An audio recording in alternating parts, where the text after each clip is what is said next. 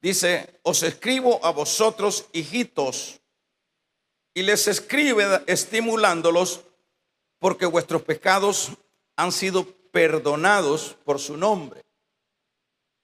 Acá ese es el lenguaje que usa Juan para ir describiendo sobre todo las edades espirituales de sus lectores. Entonces a los recién llegados a la iglesia les llama hijitos, como diríamos los niñitos, los recién nacidos. En este caso, Juan está también hablando a otro segmento que es los jóvenes. Os escribo a vosotros, también dice a vosotros jóvenes en el mismo versículo número 13, porque habéis vencido al maligno. Acá, cuando se habla de jóvenes en esta escritura o en este saludo, acá estamos prácticamente viendo al creyente que ya está en la edad de juventud, diríamos que ha pasado de la niñez a una edad ya más avanzada que lo que es los hijitos. Y en este caso a los jóvenes, diríamos al creyente joven, les dice que los felicita, diríamos de otra manera, porque ellos han vencido al maligno. De hijitos a jóvenes hay un buen espacio. En este espacio de joven, espiritualmente hablando, no de edades físicas, habla Juan que estos jóvenes son fuertes y que han vencido al maligno. Esto nos indica que cuando ya el creyente ha tenido ya un poco de trayectoria, que podríamos calificarle como un creyente joven, ¿verdad? Espiritualmente. Es alguien que, bueno, acá menciona Juan que a ustedes en los versículos más abajo les dice ustedes que son fuertes, jóvenes. Pero en este versículo 13 les dice ustedes no solo son fuertes, sino que han vencido al maligno. Quiere decir que al llegar a esa juventud espiritual, ya es alguien que tiene una trayectoria, ya es alguien que ha pasado de la leche a lo sólido, ya es alguien que es un creyente que ya tiene una trayectoria espiritual y que esa trayectoria espiritual se muestra en la palabra que dice Juan, ustedes han vencido al maligno. Pues esa es desde el inicio, esa es la lucha del creyente. Los hijitos, que son los niños, los recién nacidos, desde ese momento empieza la lucha espiritual, la batalla espiritual. Desde ese momento el creyente empieza a dar los primeros pasos. Pero decíamos el martes que siempre lo normal es el avance. Por eso el creyente, aparte de que al entrar en la vida espiritual, va a tener la acechanza del enemigo, pero si ese creyente está consciente de que él va a enfrentar lo que son todas estas avalanchas del mal, ese creyente, aun cuando sea niño, cuando sea hijito, va dando pasos. pondríamos el ejemplo suyo. El ejemplo suyo, yo no sé cuándo usted estuvo en la edad de hijito. Hace quizás algunos 5 años, 10 años atrás, usted estaba en la edad de hijitos. Pero luego que ha pasado algunos años, ya muchos de ustedes están en la edad de jóvenes espirituales. Pero si les preguntamos a cada uno, les decimos, hermano, den un testimonio de su inicio, de su vida espiritual, hasta este momento de juventud espiritual. A la verdad, lo que escucharíamos serían buenos testimonios. Testimonios de hermanos que van a decir, mire, yo tengo estos 5 años, estos 10 años, estos 15 años, pero no me ha sido fácil. No ha sido fácil la batalla. He tenido que luchar contra la carne, he luchado contra el mundo y he luchado contra el diablo. Y ese sería el testimonio de muchos de ustedes, si no todos, ¿verdad? Que van a decir las batallas, problemas a veces de diferentes índoles, a veces económicos, porque no solo es la avalancha del creyente, no solo consiste en tentaciones, en pecados, que el creyente los va superando con la ayuda de Dios, sino que hay un montón de otras áreas que pueden ir debilitando al creyente, como decía hace un momento, lo que es el asunto económico, lo que son los asuntos conyugales, lo que son las enfermedades. Ninguno de los que estamos acá y los que están oyendo a distancia, ninguno ha estado exento de todas esas luchas. Ninguno, porque entonces dejaríamos de estar en este mundo. Ninguno, cada uno ha tenido, aparte de las luchas, hermanos, contra el pecado, contra las tentaciones y sucesivamente, vienen las otras batallas que son las batallas, diríamos, de forma, que mencioné hace un momento, como sería el asunto de una quiebra económica. Cualquier creyente que no esté bien sentado se debilita y tira la toalla. Un problema conyugal, una infidelidad y sucesivamente, una no correspondencia de los hijos, de la familia, etcétera. Todo eso son como misiles que llegan a la vida de los hijitos, pero que los hijitos van avanzando y sobre todos esos misiles que se disparan y que los atrapan, los vencen, los hermanos, los cristianos van avanzando y logramos muchos llegar a ser jóvenes espirituales. Pero ya hablar, como dije, de un joven espiritual, ya ese joven espiritual tiene mucho que contar, tiene experiencias. Dice, mire, yo por aquí casi que me mata el enemigo, pero acá Dios me respaldó, salí adelante. Por eso es que dice Juan, les escribo a vosotros jóvenes que habéis vencido al maligno. O sea que es una etapa de la vida espiritual.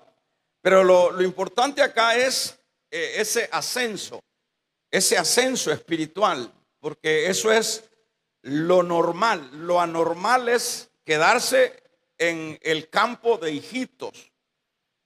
Lo normal es avanzar al campo de la juventud espiritual.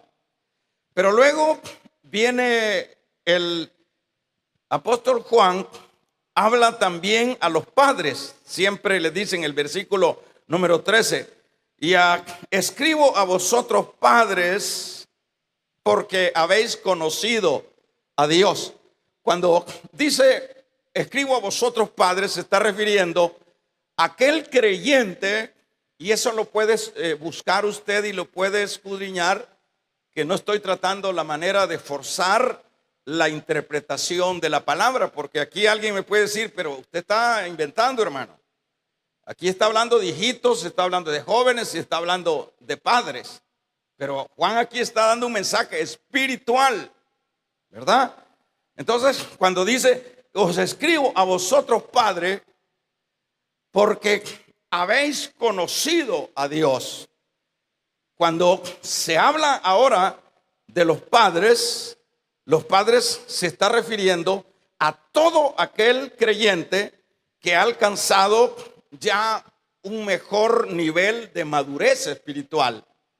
Es decir, ya esos que ya califican dentro de el término padre son personas ya maduras espiritualmente. También eso lo podemos ir, hermanos, evaluando, podemos ir haciendo conclusiones de aquellas personas que han avanzado más de la juventud a la madurez espiritual. Son personas que también tienen mucho más que contar de todas sus experiencias, de todas sus batallas, de todas sus luchas, porque es conocido y es muy sabido que ese es diríamos, el patrón de la vida espiritual. El patrón de la vida espiritual es una constancia de avance dentro de las diversas avalanchas de la vida. Eso es lo que dice el proverbio, el salmo, habla que la luz, que la senda del creyente es como la luz de la aurora. ¿Por qué habla de la luz de la aurora? ¿Cuál es el comportamiento de la salida del sol? Primero aparece aquello que viene apenas dando luz. Luego viene dando más luz. Y luego, por último, aparece el sol. Aquella luz, ya aparece el sol. Pero ese sol no se queda, o esa luz del sol no se queda ahí en la entrada de la mañana. Va avanzando, va avanzando, va avanzando, va avanzando, va avanzando. Y esa analogía es lo que hace el Señor en su palabra. Dice que la senda del justo es como la luz de la aurora. Eso es lo normal. Lo anormal es que se quede el sol ahí nada más sin salir. Entonces, cuando empezamos, diríamos, en este campo espiritual, empiezan los hijitos, que son los niños espirituales, los recién entrados. Y luego van avanzando los hijitos y logran llegar a ser jóvenes espirituales.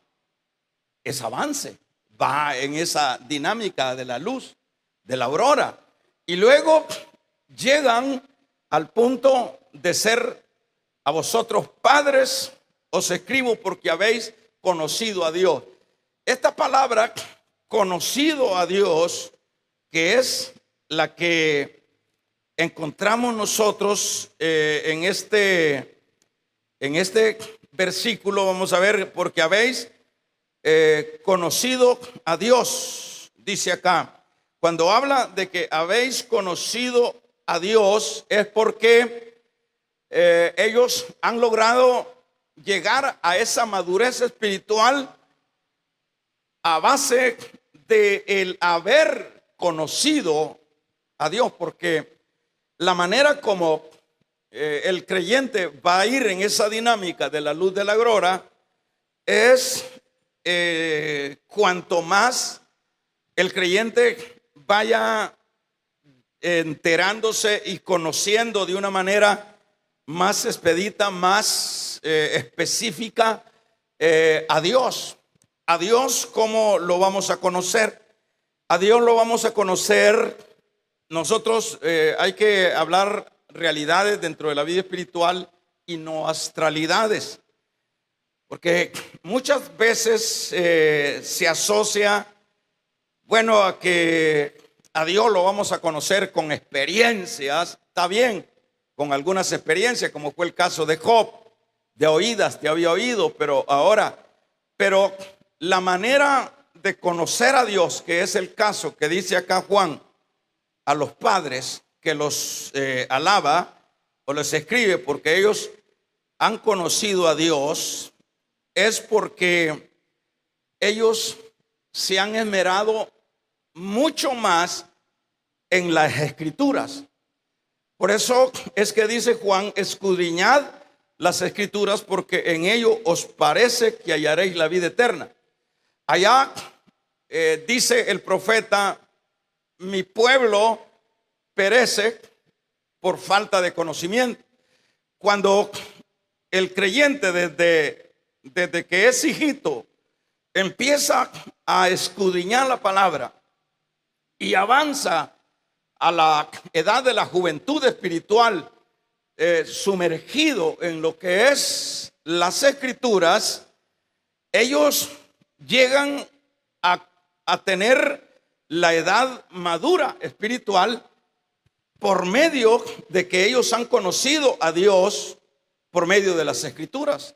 No hay otro documento aquí en la tierra que nos explique, que nos enseñe de qué manera es Dios, cómo es Dios, cuáles son las características de Dios, cuáles son las demandas de Dios, cuál es la naturaleza de Dios, cuáles son los atributos de Dios, qué es lo que Dios quiere de mí. No vamos a encontrar en ningún otro libro, sino en la palabra. Entonces, cuando el creyente va en ese ascenso y logra llegar a ser padres, es decir, maduros, espirituales, estos es a raíz o a causa de haber conocido a Dios a través de las escrituras. Se dice acá: os escribo a vosotros padres porque conocéis al que desde el principio, conocéis al que desde el principio. Os escribo a vosotros jóvenes porque habéis vencido al maligno. Os escribo a vosotros hijitos porque habéis conocido al Padre. O sea, de hijitos pasaron por lo que sería la juventud espiritual y ahora han llegado a lo que es la madurez espiritual, conociendo al Padre. O sea que no puede haber un creyente, ni puede haber crecimiento en ese creyente para llegar a la madurez espiritual, sino a través de la palabra. Vamos a ver, entonces en esto Juan, decíamos, escribe, más bien manifiesta estas tres etapas de la vida espiritual. Estos niveles de crecimiento, hermanos, permite, por supuesto, es un asunto de lucha, es un asunto de batalla que se va desarrollando dentro del recorrido de la vida y que Dios acompaña a cada uno del creyente, porque desde pequeño, ¿quién es el que acompaña al niñito? Siempre es Dios. Dios le va dando las coordenadas, Dios le va dando el paso a seguir. Ahora, tales niveles espirituales, decíamos, hermano, que permite, como el trasfondo de esta carta es la comunión, estos crecimientos espirituales permiten tener comunión los unos con los otros. Si no hay crecimiento espiritual, es decir, si no pasamos de hijitos a jóvenes, a padres, nosotros no vamos a poder desarrollarnos en la unidad y en la comunión unos con otros. ¿Por qué no vamos a poder desarrollarnos? Porque no entendemos cuál es la dinámica o cuál es el trasfondo en sí de la vida espiritual. Pensaríamos que la vida espiritual como algunos piensan, es tener una Biblia, tener una manera de atuendo o de vestirse, asistir a una iglesia, como que ese es el concepto de muchos, que eso significa la vida espiritual. Pero la vida espiritual es un cambio de vida, es un nuevo estilo de vida. ¿En qué sentido? En todas las áreas. La vida, dice Pablo, que de modo que si alguno está en Cristo, es una nueva criatura, es una nueva vida, es una persona que no se va a limitar a congregarse nada más a una iglesia, a ser, diríamos, conocedor de la Biblia o lector de la Biblia, y que no solo va a tener la idea que practicando asuntos morales, eso es en sí la vida espiritual. No, la vida espiritual va más allá que todas esas cosas externas que son necesarias, pero que son externas. La vida espiritual va más allá, porque esa vida espiritual que Dios compró en la cruz del Calvario, primeramente es para que nos amemos unos a otros. Eso ya es otra cosa. Ya eso ya pasa de que yo diga yo soy cristiano porque yo me congrego. El trasfondo de eso fue lo que dijo el Señor en el capítulo 17 de San Mateo, de Juan, perdón, cuando él está haciendo la oración por sus discípulos. Le dice: Padre, no te pido que los quites del mundo, no te pido que los quites, pero te pido que los guardes del mundo y que ellos puedan ser como tú y yo somos, que se amen unos a otros. Es decir, eso ya es otro nivel. ¿En qué sentido nos vamos a amar? Vamos a amarnos aún con nuestros defectos. Vamos a amarnos aún con, hermanos, con nuestras diferencias. Vamos a amarnos aún cuando no somos perfectos. Vamos a amarnos. ¿Por qué nos vamos a amar? Porque por nosotros fue que murió Cristo. ¿Por qué vamos a amarnos? Porque Él nos amó primero, dice esta misma carta de Juan. No es que nosotros le hayamos amado a Él, es Él el que nos amó a nosotros primero. Eso no es lo que dice pues Juan. El mismo Juan dice: de tal manera amó Dios al mundo que dio a su Hijo. De tal manera amó al mundo, amó a los suyos, que dio a su Hijo. Entonces, uno de los grandes fundamentos que debe desarrollar la iglesia es la unidad, la comunión de unos con otros. Eso ya es otro nivel. Entonces, si no hay en nosotros, si no pasamos de hijitos a jóvenes, a padres, que es la madurez espiritual, nosotros no vamos a poder tolerarnos entre nosotros mismos. Nosotros no vamos a desarrollar el amor entre nosotros mismos, aún con nuestras diferencias. Nosotros no vamos a tener esa capacidad. ¿Por qué? Porque no pudimos despegar del nivel de hijitos. Por eso es que dentro de el crecimiento espiritual vamos a lograr lo que decíamos, la comunión o el amor los unos con los otros. En eso dice el Señor, se conocerán, en que se amen unos con otros, unos con los otros. En eso el mundo conocerá quiénes son los míos, dice el Señor, en que se amen los unos con los otros. Damos un amén, iglesia. En eso es donde se conocerá el creyente. ¿verdad? Es ahí donde se va a conocer el creyente. Vamos a ver, pero hay algo que es importante. Partamos, dejemos ahí punto y coma. Partamos ahora que ya hemos logrado esa madurez espiritual de padres, madurez espiritual, que ya usted y yo hemos logrado esa posición espiritual. Sin embargo, hay algo que Juan sigue, y son los versículos que leíamos, que es el versículo número 15. Hay una situación que hay que ponerle atención. En este caso, Juan advierte que la vida espiritual está acechada por el mundo.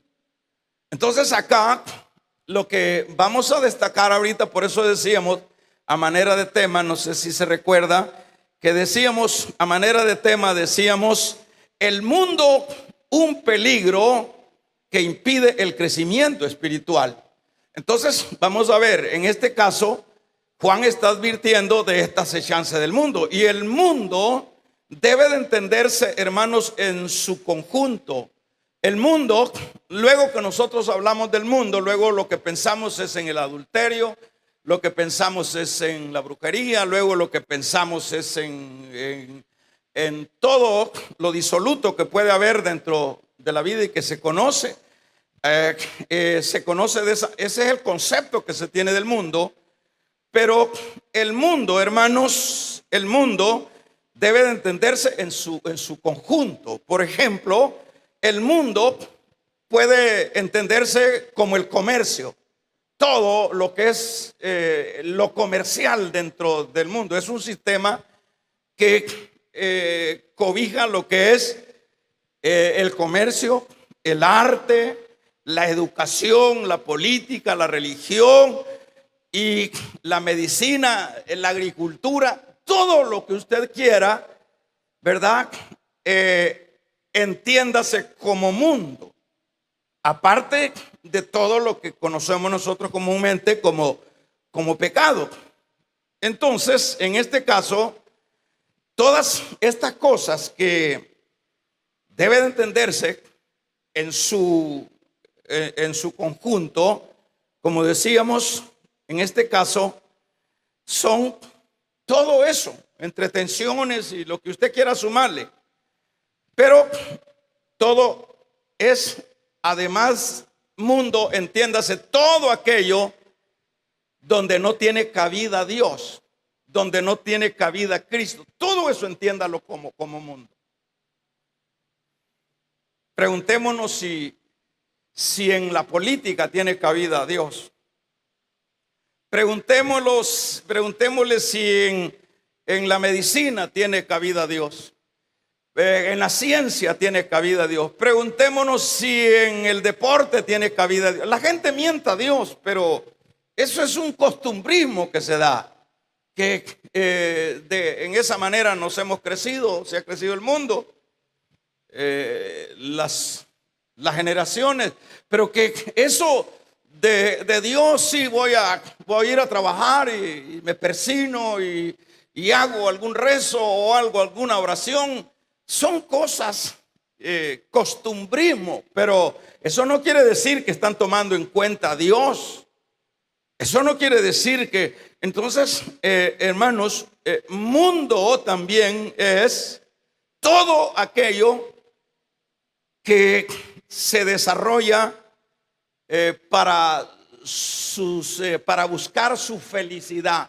Todo aquello donde no está Dios y todo aquello que se busca para ser feliz sin Dios, para ser feliz sin que me miente a Dios. Solo lo voy a mentar, pero yo tengo mi agenda, yo tengo mi fórmula, yo tengo mi forma de desarrollarme.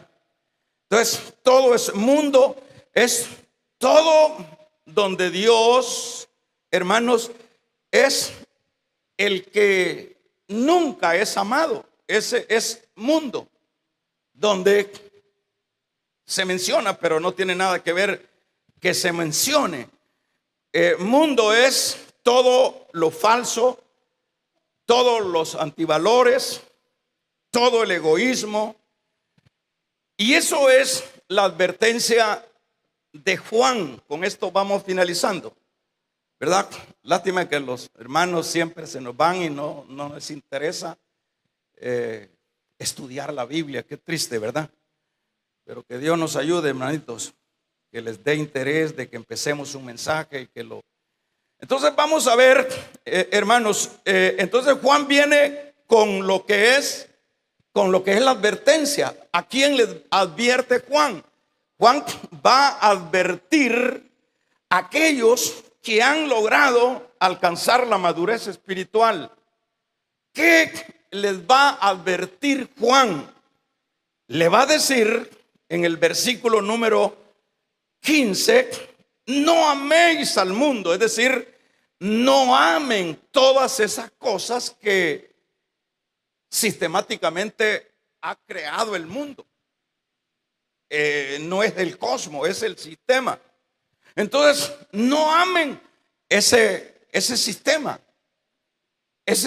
de complacencia, ese sistema de autosuperación, ese sistema de vanagloria. No amen ese sistema materialista, no amen ese sistema deportivo, no amen ese sistema político, no amen ese sistema científico, no amen todo eso. Vamos a regalarle ofrenda de palmas al Dios de la gloria.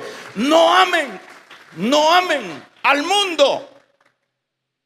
Como decía, entonces nosotros cuando leemos este versículo luego corremos al adulterio.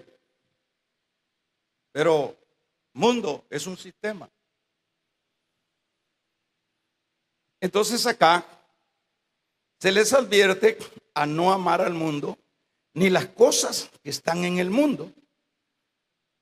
Esto es porque al amar al mundo no es compatible con el amor de Dios. Entonces no es cierto, cuando yo amo más mi trabajo, cuando yo amo más mi familia, cuando yo amo más mi deporte, cuando yo amo más mi ciencia, cuando yo amo más, hermanos, mi comodidad, cuando amo más todas esas cosas que componen el mundo, entonces, hermanos, no es compatible tal amor por tales cosas, hermanos, al amor del Padre. Eso es lo que dice el versículo número 16. Porque todo lo que hay en el mundo, los deseos de la carne, los deseos de los ojos y la vanagloria de la vida, no provienen del Padre, sino del mundo. Todas esas cosas, usted me dirá, bueno, pero usted está diciendo de la ciencia. Sí, aporta la ciencia. Claro, la agricultura. Si tuviéramos tiempo de ir como descifrando todo lo que el negocio o el provecho que tiene cada área de lo que compone el mundo, vamos a ver que todo el provecho es para el yo. Todo el provecho es para la vanagloria. Todo el provecho es para mi bienestar. Ese es todo el trasfondo de todo lo que se mueve en el mundo, ¿verdad? El agricultor quiere cosechar más y por eso usa todos los elementos para que le dé más producción. El que está en la avicultura le mete todos esos asuntos químicos al pollo para que crezca, y todo es en aras. No es que ese avicultor quiere que no haya hambre, no, quiere llenarse la bolsa. Alguien ha dicho que con toda la comida que se bota en Estados Unidos, hermanos, se resolvería todo el problema del hambre que hay en todo el mundo. Toda la comida que se bota. Hay lugares en Estados Unidos y en Europa, en cualquier parte del mundo civilizado, hay lugares donde yo lo menciono de esta manera, son como potreros de buffet de comidas, el doble de local. Comidas allá, comidas allá, comidas aquí, comidas aquí, comidas aquí. Y si usted pregunta, ¿quién se va a comer toda esa comida? Y unas pocas gentes andan comiendo ahí, agarrando ahí, ¿quién va a comer más? Y, no, sí, y peor el que ya está, que ya no puede comer mucho, unas 4 cosas, así que vale $10 una entrada. Y empieza, pero pregunte usted a los trabajadores ahí, ¿y qué hacen con toda esta comida? Hay que botarla en la noche. Es prohibido, porque vaya, las leyes son tan tremendas que si se enferma alguien por irse a la regalar a alguien, lo meten a la cárcel al dueño. Entonces no, es mejor, entonces son toneladas de comida, buena comida. Así es el sistema del mundo, damos un amén. Todo es provecho, todo es provecho. Entonces, esto es lo que advierte el apóstol Juan. Por eso le decía que cada quien, ¿por qué dije esto? Usted dirá, bueno, ¿por qué digo esto? Por el hecho de que todo el mundo está viendo lo suyo, no está por llenar la necesidad del otro, ¿verdad? Nada de eso. Ahora vamos a ver, entonces decíamos que el amar al mundo no es compatible al amor del Padre. Eva le entró la ambición, amó el mundo, amó el sistema, amó lo que le ofrecieron, avaricia. Y todo este asunto es asunto del mundo. En este caso, Juan lo que advierte, con lo cual voy cerrando, es a estos que han alcanzado esa madurez espiritual, que están en nivel de padres. A ustedes padres os escribo porque han llegado a conocer a Dios. Deben entonces de cuidarse, dice Juan. ¿Y en qué tienen que cuidarse? Del mundo.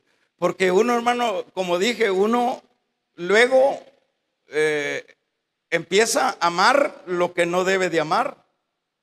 Yo no digo que no se va a amar la familia, es un hecho. Yo no digo que no hay que, hermano, desenvolverse dentro de la vida social, claro que sí, pero nada debe de quitarnos o debe de suplantar el amor de Dios por las cosas de esta vida. ¿Por qué no debe de suplantar? Porque dice el verso 17, ¿verdad? Dice que el mundo pasa, todo esto pasará. ¿Cuánto creen que esto pasa?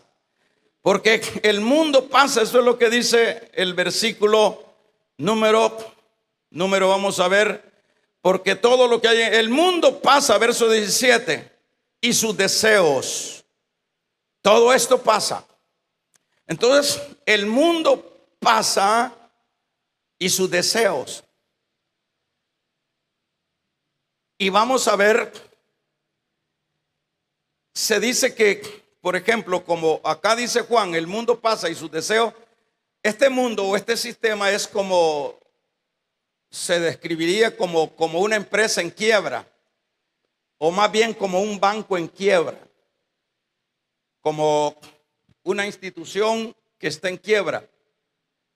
¿Y quién es el que va a ir a, cómo le llaman a los socios de una empresa? Le llaman inversores, o hay una palabra técnica, accionista. ¿Quién va a ser accionista en una empresa quebrada? Solo que sea loco, ¿verdad? Tenga mucha pericia, que dice, esta empresa yo voy a invertir y la voy a levantar. No, nadie, el inversionista anda viendo dónde están las mejores condiciones para invertir sus recursos, sus capitales. Por lo menos en los países más seguros jurídicamente y sucesivamente es a donde, ¿por qué Estados Unidos es rico? Porque es, diríamos, una de las democracias más seguras. Entonces el millonario No crea usted que todos los millonarios de Estados Unidos son de Estados Unidos, son de todo el mundo. Allí vienen a meter ahí porque ahí ellos sienten seguridad en sus capitales. Ahí están sus capitales seguros por los sistemas políticos de esos países. Pero bueno, dígale que vayan a invertir a Venezuela. Dígale que vayan a invertir. ¿Quién va a invertir? Allá, hermano, pidiendo, arrodillándose que vayan. Nadie va a invertir, nadie pone su dinero. Así que así es el mundo. El mundo, hermanos, es un sistema quebrado. Vamos a regalarle ofrenda de palmas al Dios de la gloria. Es un sistema quebrado. Porque dice que el mundo pasa y sus deseos. Es el mundo. Entonces, los creyentes que han alcanzado esa madurez espiritual, hermanos, estos no van a poner su corazón en un mundo quebrado. Esto no, por lo menos yo no estoy ni loco tendría esa actitud de quererme enamorar de esto que va a pasar, de querer poner todo mi esfuerzo y toda mi energía en esto que se va a deshacer, como dice Pedro. Sería una locura. Pero no está exento el creyente de irse por esta vía del amor del mundo. Y por eso es que nosotros vemos a creyentes que le dan más importancia a las cosas del mundo que a las cosas de Dios. El que tenga oídos, oiga.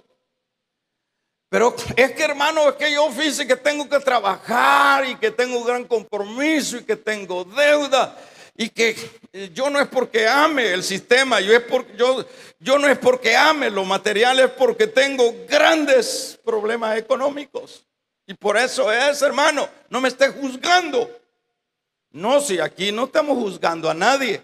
Aquí Juan lo que está haciendo una advertencia al creyente que desde hijito pasó a joven y ha llegado a la adultez. Así que no se confíen, le dice. Porque ¿qué es lo que pasa con el hijito, el nuevito, el nuevo, el cristiano nuevo? ¿Qué es lo que sucede con el cristiano nuevo? El cristiano nuevo, si no se pastorea, si no se discipula, si no se cuida, si no se le tiene cuidado, hermanos, al 2 por 1 se va de una vez más para el mundo. Porque el mundo atrae.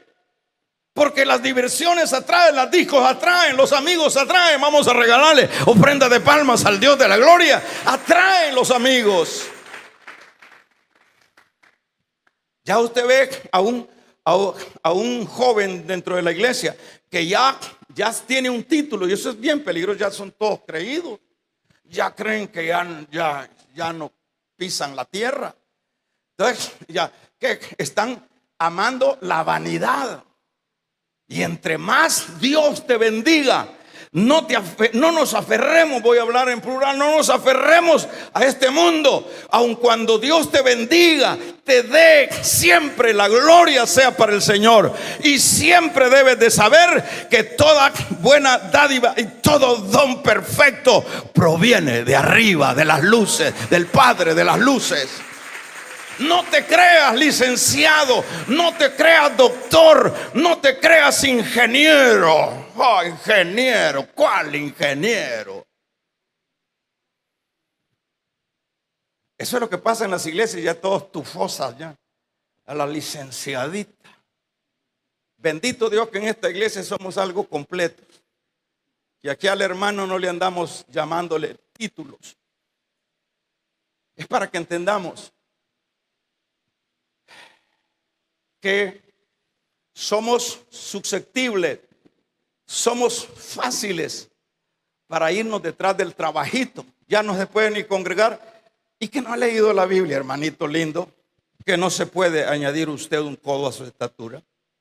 Las hermanas le hacen la fuerza a aquellas chaparritas y se meten los zapatos, pero en la noche se los tienen que volar y vuelven a lo mismo. Así que no hay para dónde. Vamos a regalarle ofrenda de palmas al Dios de la gloria. No hay para dónde.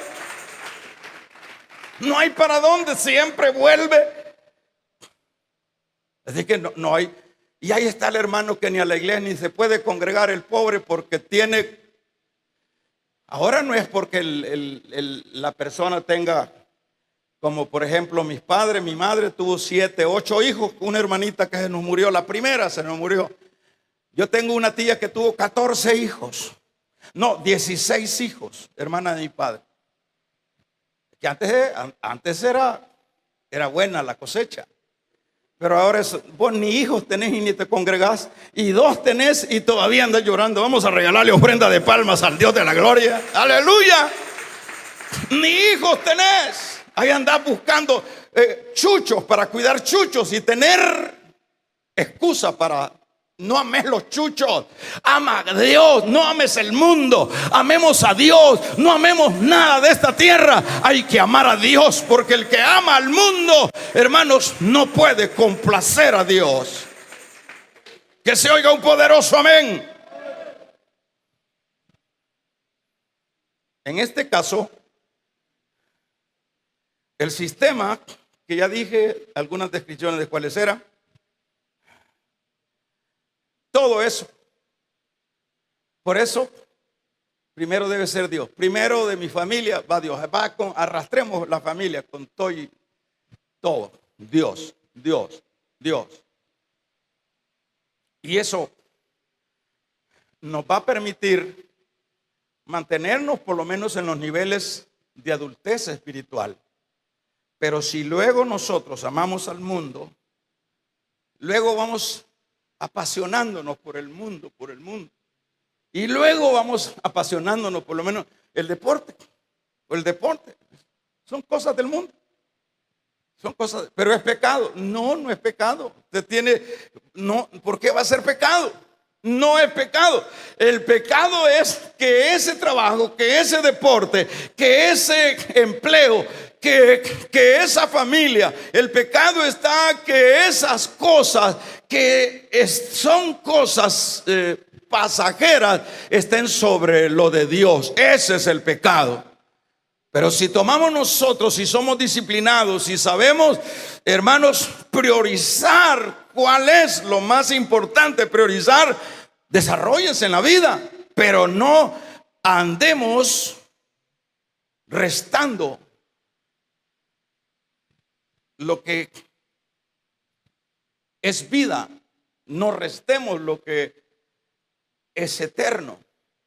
Entonces, esa es la razón, esa es la voluntad de Dios. La voluntad de Dios, lo que dice Juan en su capítulo en su versículo 17: el mundo pasa y sus deseos, pero el que hace la voluntad de Dios, vamos a ver, la voluntad de Dios no guarda. La voluntad de Dios, el que se mete a la voluntad de Dios, eso lo guarda Dios. Y permite, vamos a ver, permite, hermanos, que podamos permanecer unidos. O sea que el tema es las cosas del mundo. El tema es: el mundo es peligroso porque impide el crecimiento espiritual y nos aleja de lo que es la comunión. Cuidémonos del mundo, señores. Luchemos por darle prioridad a lo que hay que darle prioridad. Ese es el consejo de Juan a los hijitos. ¿Quiénes son nosotros? Los jóvenes. ¿Quiénes son nosotros? Los padres. Los recién llegados, los jóvenes espirituales y los adultos espirituales. Cuidémonos. No sea que el mundo nos atraiga. Ahí está el mundo siempre haciendo sus ofertas.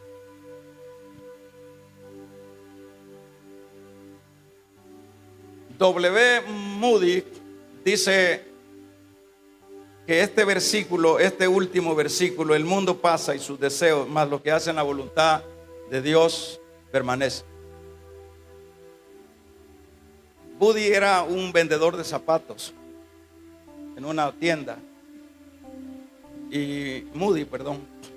Y cuando él lo tocó el Señor, se convirtió en uno de los grandes evangelistas de su época. Y dejó los zapatos, dejó aquellas proyecciones que él ya tenía plantadas en su mente. Y se dice que en la lápida de Buddy está este versículo escrito. Está: no améis al mundo, porque el mundo pasa y sus deseos, mas los que hacen la voluntad de Dios permanecen para siempre. Esa es la lápida, está la descripción en su tumba, ese versículo. Así que el Señor nos sigue hablando: no améis al mundo. No lo amemos al mundo, hermano. Usted pensaba que el mundo es el adulterio nada más. No, esas cosas que nos quitan el aire y la energía. Póngase de pie.